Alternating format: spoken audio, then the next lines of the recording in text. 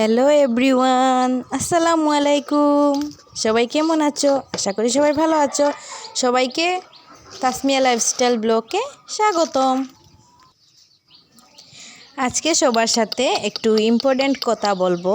যে অনেকে আমাকে প্রশ্ন করুন যে আমার হাঁস মুরগ বা আমি মেশিনের সেলাই, হাতের সেলাই এসব কিছু মানে ইউটিউবের ব্লগিং, তো এসব কিছু একা হাতে কীভাবে সামলাই। তো কিছু হইলে আমি আপনাদের সাথে একটু নাইলে আমি শেয়ার করব আজকে। তো আপনারা পুরো ভিডিওটা দেখতেই থাকুন। তো আপনারা অনেকে আমাকে জিজ্ঞেস করেছেন তো আমার হাঁস মুরগিকে কী খেতে দিই। তো আমি আপনাদেরকে সেটাই দেখাবো, আমি আমার হাঁস মুরগিকে কী খেতে দিই।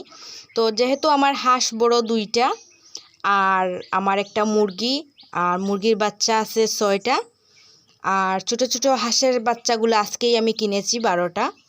তো এখানে এই যে দেখতে পাচ্ছেন, এখানে হচ্ছে গুঁড়া আছে, ওগুলা হচ্ছে আমি আমার এই দেখুন বড় হাঁসগুলাকে এগুলা দেই খেতে।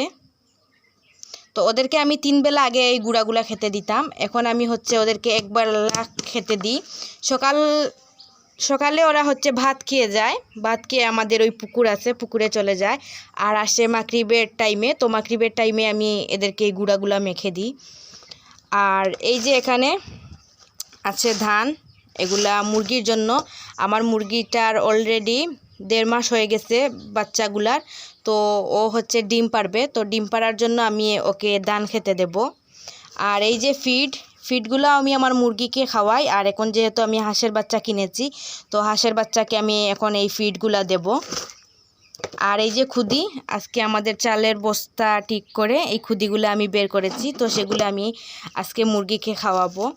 তো এগুলা আমি হাঁসের বাচ্চাদেরকেও দিতে পারবো এগুলা। আর সাথে হচ্ছে কদু পাতা যে আছে, তো সেগুলার পাতা দিয়ে আমি এই খুদিগুলা পানি দিয়ে মেখে দিলে ও হাঁসের বাচ্চাগুলারা খাবে। আমাদের খাওয়ার পর যে অবশিষ্ট ভাতগুলা বেঁচে যায়, সেগুলো আমরা এই দেখুন হাঁসেদের মুরগিদের দিয়ে দিই।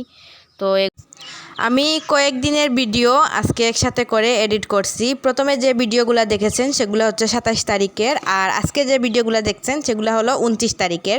তো আমি 3 দিনের মোট ভিডিওগুলা একসাথে করে আজকে ভয়েস ওভার দিচ্ছি এবং এডিট করছি।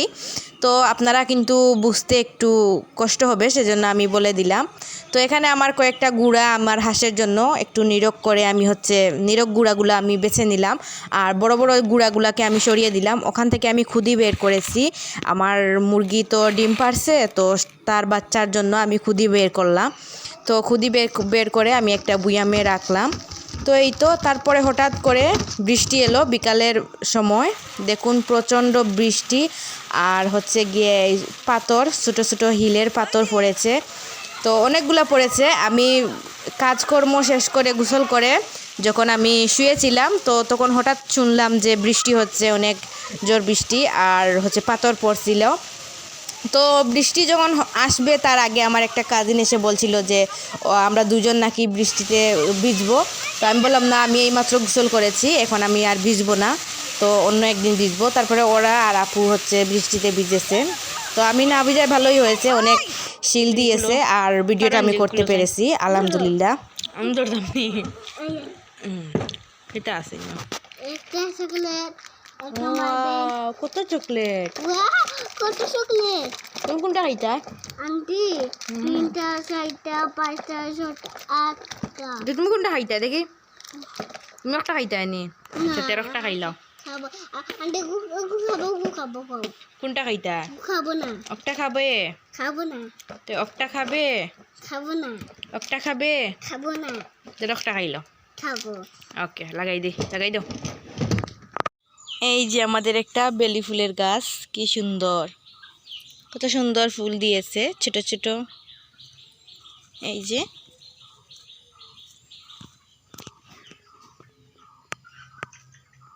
আমার মুরগির বাচ্চা মাহারা এতিম।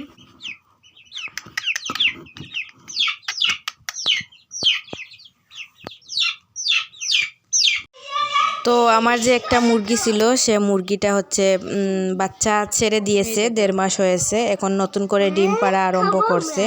তো এখানে আমি একটা জিনিস দেখাই, আজকে আমার আম্মু আমাদের রুমের জন্য মানে একটু পর্দা এনেছেন অনেকগুলা, মানে আমরা 2টা দরজা আর একটা জানালার জন্য।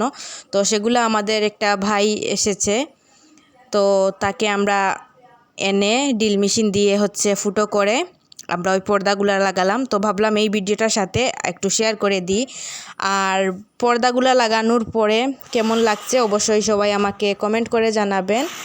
আর অনেক কষ্ট করে 3 দিনে ভিডিও বানিয়ে আমি হচ্ছে আজকে একটা ভিডিও কমপ্লিট করলাম। তো আমার একদমই ভালো লাগছিল না। তো সব ঘর দরজা নোংরা হয়ে আছে, কারণ ড্রিল মেশিনে তো অনেক ধুলাবালি পড়েছে। তো আমি ঘরটা পরিষ্কার করতে থাকি। আর কেমন লাগলো সবাই আমার চ্যানেলটা সাবস্ক্রাইব করবে। তো সবাই ভালো থাকবে, সুস্থ থাকবে, আল্লাহ হাফেজ।